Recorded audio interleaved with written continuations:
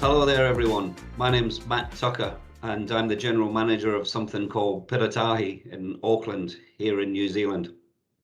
It's kind of an odd background here behind me as I'm speaking to you. We again in New Zealand, Auckland in particular now, are in a level 4 lockdown, so I'm speaking to you from home in whatever month it is now. I think it's September. Everything seems to blur into one these days. Piratahi is an alliance. Many of you, I imagine, will be familiar with alliance contracts in the construction industry. Most often, they're done for large construction projects like dams and tunnels and roads and so on, big multi-billion-dollar events. And our project is something similar, but quite a lot different. It's similar in the way that it's large in scale. We're probably $1 billion construction alliance here in Auckland, and something like a 5-year program of work. But that would be where the similarity of our work to a traditional big construction alliance probably ends, where not a road or a tunnel or a bridge. In fact, what we are is the civil engineering and infrastructure work for thousands and thousands of new state homes in Auckland.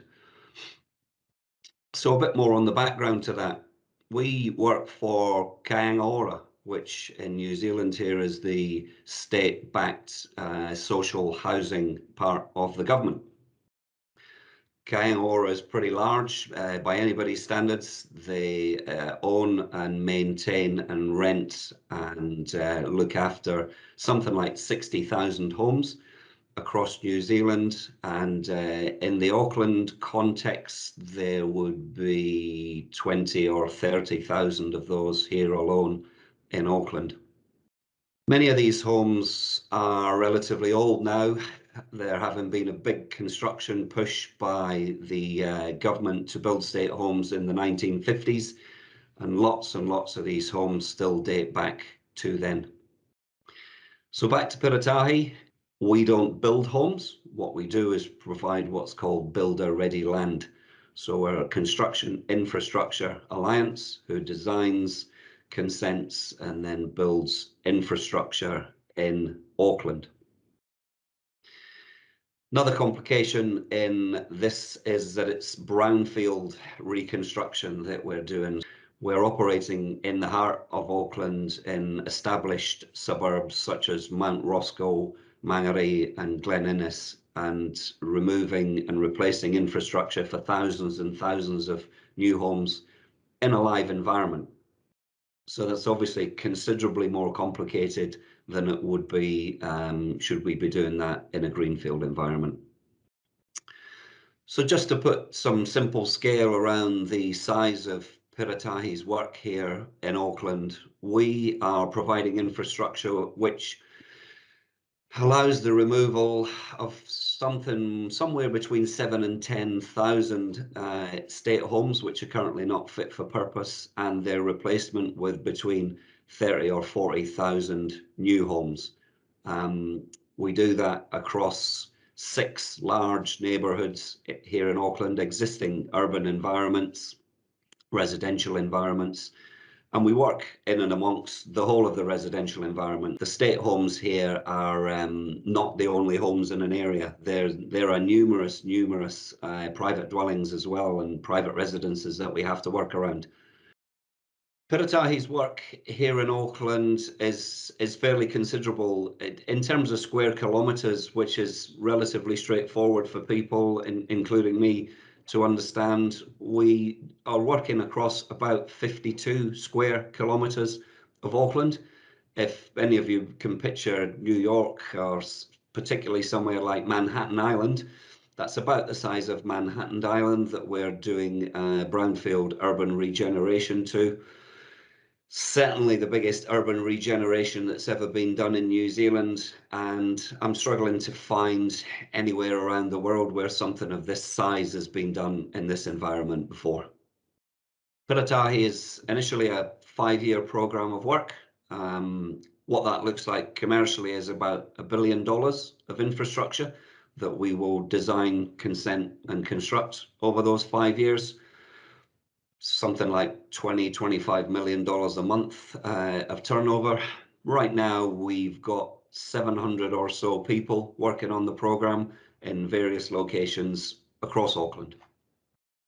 I see that your conference theme is beating the project clock, and that's particularly appropriate for what we're doing here at Piratahi. I mean, there's an old saying in the construction industry that time is money, and generally that's true. You know, the longer you take to do something, particularly if you're doing something that takes longer in a more disorganized way, it's going to cost more money. So we're always interested in how long things take to do. But beating the clock for us is simply about providing safe, new, warm, dry homes for the people of New Zealand who need them the most. And thousands of people in New Zealand need these state homes right now. So we're pretty keen to beat the clock. 12D synergy is particularly important for Piratahi for a couple of reasons. Unexpectedly, I guess, over the last couple of years, we've all ended up working from home and working remotely and not being in the same place as often as we used to. So clearly, we can't have pieces of paper that relate to various designs and hundreds of consents in filing cabinets in an office somewhere. We have to be able to get to our data remotely, and it's got to be stored somewhere that we can all access that isn't a filing cabinet. Importantly too, the amount of stuff that we produce on a program this size, be it design and particularly consenting and compliance, is enormous. And it just isn't practical to manage and handle and access it without some smart technology like 12D Synergy. It's important on a construction program of this scale that we have a single source of truth for all of our data. And Kane Wilcox, who knows far more about that, is going to talk you through that shortly. We also want to be able to hand back all of our data in a useful format to our client Kāinga Ora at the end of the project.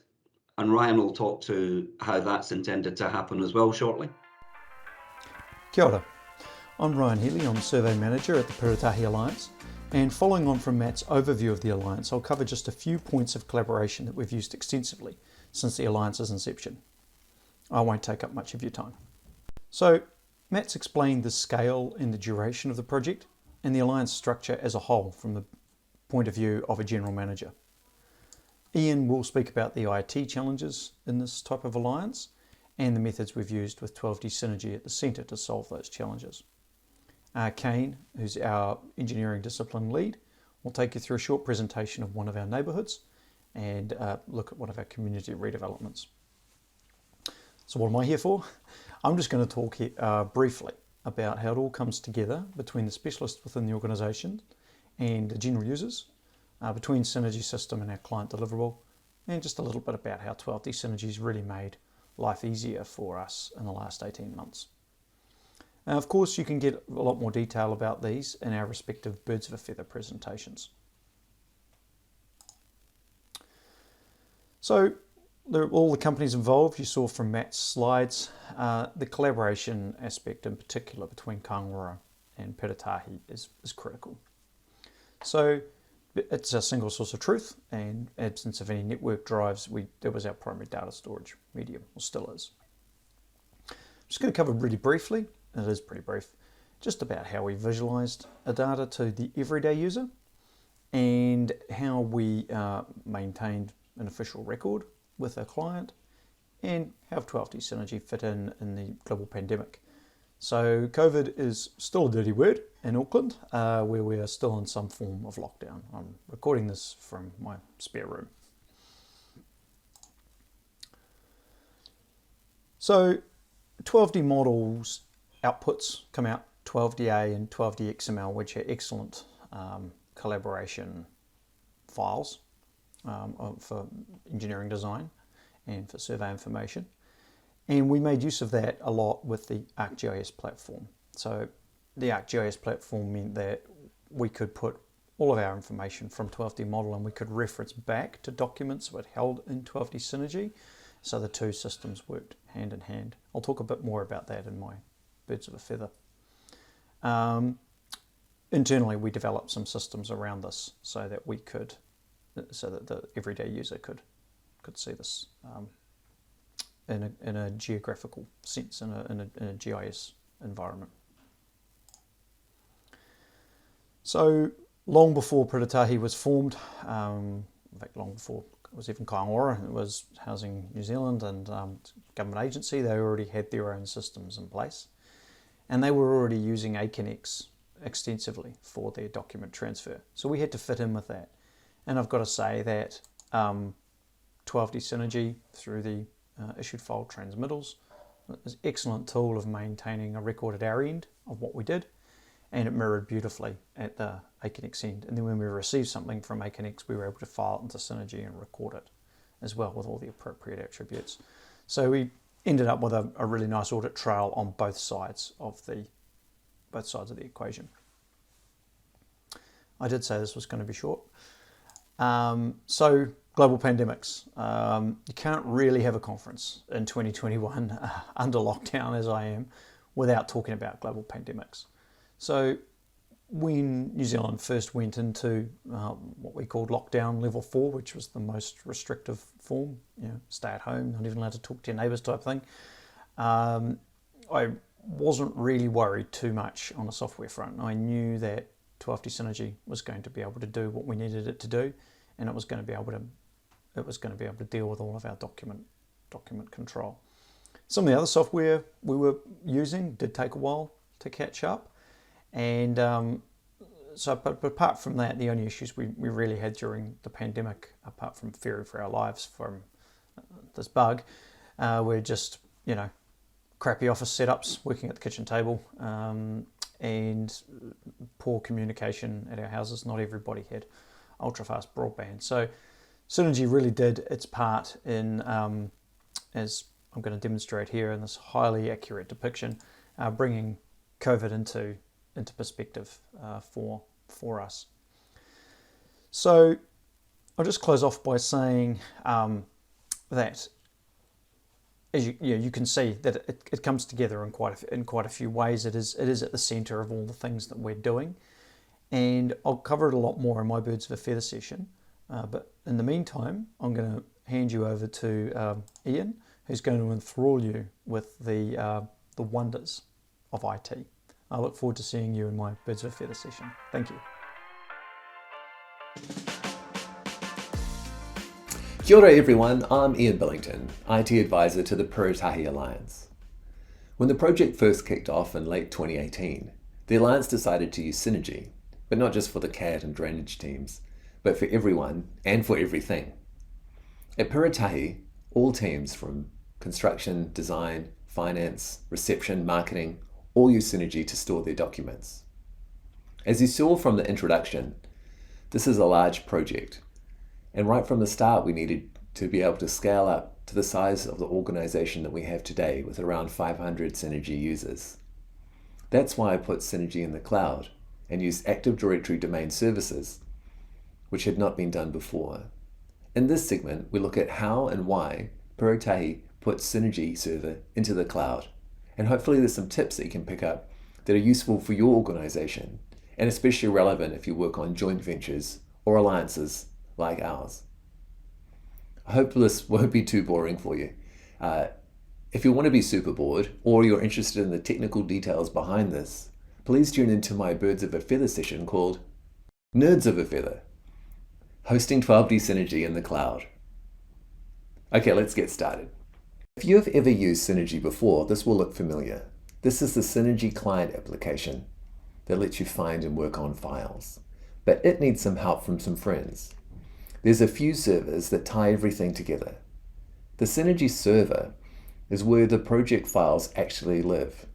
And there's an SQL database server that keeps track of those files to see if they're checked in, checked out, the version history, security, and stuff like that. If you sign into Synergy using the same username and password as you do to sign into your laptop, then you'll also have an Active Directory server. All these servers need to live somewhere. And traditionally, they'll live in that mysterious IT server room in your organization's headquarters. Maybe something like this. Often when a project starts, it's a mad scramble to get things organised. I've been on a major project where we had 48 hours to get an office operational, and there's a ton of things you need to get organised. Internet connection, copiers, a building, furniture, and most importantly for morale, a good coffee machine. If you're going to be using Synergy, you're going to need a Synergy server as well. There's a few ways to deal with this. You could ask around the alliance or joint venture partners to see if they have an existing Synergy server that you could tap into. Or you could buy hardware and IT equipment for the project and install Synergy server on that. Or you could do what we did and install it on the cloud. At Puratahi, right from the start, we had a goal of providing each person just one set of username and passwords to access all the different IT systems. One log-on to rule them all. Since we were cloud first, we used Active Directory domain services. And this is probably my biggest worry about the environment we set up, because it doesn't always play nicely with other systems. Thankfully, it worked perfectly. And I can report back that I've been testing Synergy version 5 beta. And while there were a few glitches, they've all been fixed thanks to 12D's amazing technical support, and will be good to go in the official release. From a technology point of view, supporting joint ventures and alliances is very difficult, given the diversity of all of the partners, different IT setups, different versions of software, different security configurations, and different hardware. All we can say is that each computer that turns up on an alliance is a unique snowflake. At Puratahi, using Synergy, it helped provide a unified platform where each team member can create and store and collaborate on all kinds of different documents. So wrapping up, putting Synergy on the cloud helped get us set up really quickly and onboard team members as they arrived. It kept costs low at the start, and also at the start, it didn't force us to predict how much storage space we were going to need for the rest of the project, which is very hard and no doubt would have been wildly wrong. Having our own Synergy tenancy allowed us to provide single usernames and passwords for all our team members. It allowed us to do all sorts of customizations to Synergy, like portals and templates, and it kept license administration to a minimum. I want to thank you for your time, and if you're interested in more of technical details, please tune into my Birds of a Feather session. I'm going to hand you over now to Kane. My name is Kane Kwox, and following on from Ian's Laying the Cloud Work presentation, I'll be running you through 12D in the neighborhood. I'll be covering high level what is a neighborhood, how we've used 12D to help design and construct the neighborhood, and some cool stuff that we've done along the way. I dive into a lot more detail in my Birds of a Feather session called How 12D Software Can Help Solve a Housing Crisis. So if you like what you see, please check it out. Currently we have 6 what we call precincts on the go in Auckland, New Zealand. Northcote, Roskill, Mangere, Tamaki, Hobsonville and Oranga. This slide shows one of the 6 precincts for Roskill. Within these precincts we have approximately 20 smaller neighbourhoods such as Northcote, Oraka, Roskill South and Wesley. I'll be using the Oraka neighbourhood in red as an example to run through with you the type of work we are completing on the alliance. On the next slide I'll show you a quick drone clip to give you an idea of the area.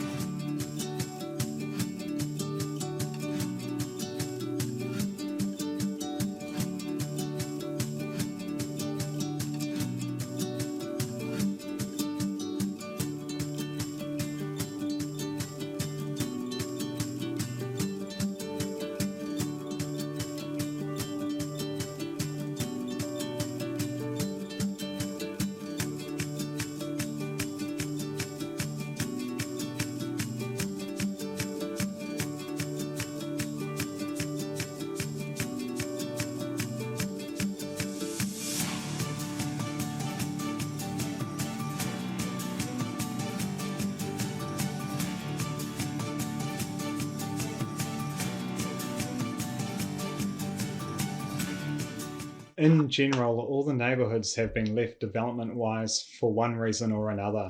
Whether they are founded on peat or the opposite basalt, or some of them are a lower social economic area and the sale price for build partners is considerably less. Or in a lot of the neighbourhoods there is no services infrastructure to connect to. That's where we come in. This Oraka neighbourhood in particular, location-wise, is at the base of Mount Roskill, and the existing geotech conditions are solid unfractured rock for the majority of the area, 10 to 15 metres deep. Infrastructure-wise, this neighbourhood is a combined stormwater and sewer network, and one of our primary goals is to separate this network out. The Oraka neighbourhood is a brownfield development and highly constrained site. The main collector road is lined with large claret ash trees, and we've done everything we can to work around them. With there being basalt everywhere, we need to keep the noise and vibration to a tolerable level for the residents. The client, Kāinga Ora, do not own all the lots, and we need to keep the services live for the existing residents. This particular neighbourhood is 10 hectares in size, and we're removing 300 state houses to make way for 1,100 for this neighbourhood alone. We've completed traffic calming on the main collector road, and stormwater-wise, we've provided hydrological mitigation. Being a brownfield inner city neighbourhood, the site is extremely constrained. Existing services are everywhere, and we need to keep services live for existing residents. In general, design-wise, if we move a light or a cesspit more than a metre, it generally ends up clashing with something else as the area is so constrained. We have temporary works that we also have to factor in as well. For Oraka alone, we have a team of 7 to 9 drafters and engineers full-time for the neighbourhood since November 2019. We've used a broad range of the main features of 12D model, generally keeping it straightforward and simple. We have split the neighbourhood into multiple disciplines for the 12D 3D projects. This has allowed multiple team members to work and collaboratively design at the same time. All documentation is stored in 12D Synergy. Ryan Healy goes into detail on his data collaboration in a Civil Alliance Birds of a Feather session on this. To date, we have modelled complex, bus-friendly, Swedish-style raised intersections in 3D, rebuilt existing roads and new, used dynamic analysis for stormwater design, built up existing services networked and draped it, used clash detection, built up complex sewer network, completed 3D scans, including the chorus pit that you can see on screen, and council GIS data has been directly input into 12D. No diagrams have been utilised, and chains to output long sections used. Once our neighbourhood was designed in 12D, we really started to see some benefits with both importing and exporting data to other software platforms. The main examples are listed on the slide. We have our own in-house GIS system for Piratahi that we have comprehensive and utilised regularly by all teams. ArcGIS storyboards for use in presentations, integration with Revit, manhole data exported for structural engineers' designs, 3D scans, and arborist shapefiles exported to their own in-house GIS system, drone data, and output to XP Storm for flood modelling. We have used 12D model to do some really cool stuff for the Alliance. One example is that we had to create a short video with very limited time that I needed to help provide some visual aid for a last-minute meeting with. We used 12D to output the services and data, and then one of the team members tidied it up in 3D Studio Max in less than 3 to 4 hours total. All the services are directly outputted from 12D. Also the building shapes, roads, tins, surfaces, rain gardens and tree positions, etc. Although creating videos is nothing new, the ease and short time to build up was pretty cool. Continuing with the cool stuff theme, a few more of the many examples are that we have our own in-house ArcGIS network, and that is being built up by the talented Andrew and Gabby from our team. This is fed data from the 12D models, boundaries and design data. We output IC or 12DA format to the GIS team and integrate into their web portal at any important milestones. It uses FME models to convert 12D designs to GIS. Also, AugView, which is an augmented reality software, we trialed on site for a few months, mainly for two reasons: for safety and prevention of service strikes, and for planning of construction works. How it works in basic terms was that we outputted the 12D model at key milestones and the data was fed into the GIS system, which has a live connection through to AllView. You then go out to site and log in via an app on a phone or a tablet. And finally, a few other applications where we used 12D model in the Alliance was where we used ArcGIS data to create a storyboard, which is basically a way of presenting visual data for meetings. Our storyboard had videos, text, and a live 3D viewer when you can pan around and interrogate data similar to a council GIS system in 3D, which is pretty cool. This was based on live 12D data fed into the GIS system. The team also then used survey techniques, including drone technology, to pick up 3D data as the construction team passes along. This data is fed back to the design team in the 12D model to see how the initial design has compared with the actual situation on site, and the model has been refined for estimation purposes for next stages. Just to close out my portion of this presentation, I wanted to point out, like any good Kiwi rugby team, we've been kicking goals on this alliance and are having a lot of fun along the way. We've completed some cutting-edge design in 12D model, ultimately getting resource consents and EPAs and completing construction. We've been providing homes for Kiwis and helping with the housing shortage in New Zealand, and we've been innovative and used cutting-edge solutions. If you like what you've seen so far, please see our Birds of a Feather sessions with all the plays and tricks to get you over the try line. If you're interested in joining our team, please see the website shown on the slide. Over to you, Matt. Thank you. I'd be lying if I told you I knew very much about how 12D Synergy works, so I'm not going to say that. What I can tell you is I know an awful lot about the outcomes that it achieves. I know an awful lot about everything being in one place. I know a lot about a single source of the truth that our teams can go to get stuff. I know a lot about remote accessibility, which is really important in these weird COVID times.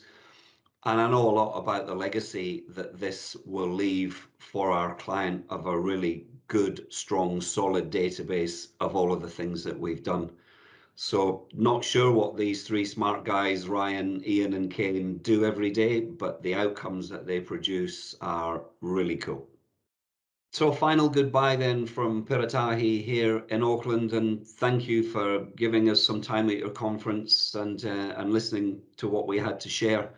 It's I'm looking out the window here from lockdown. It's a lovely sunny day in Auckland. The one of the numerous beautiful harbours is behind me over my left shoulder, and I couldn't think of a cooler place I'd like to be. And actually, I couldn't think of a cooler program I'd like to be on. I love alliances. I love the collaborative environment of alliances. I love how we get involved across the whole life cycle of removing homes and remediating ground and then designing and constructing new infrastructure. But most of all, I love being part of something really meaningful and providing warm, safe, dry homes for the people of New Zealand who most need them. Should any of that sound appealing to you, we're easy to find. We've a website and all kinds of other easy to find places. Why don't you look us up and come and help us do some cool stuff here in awesome New Zealand. Cheers now.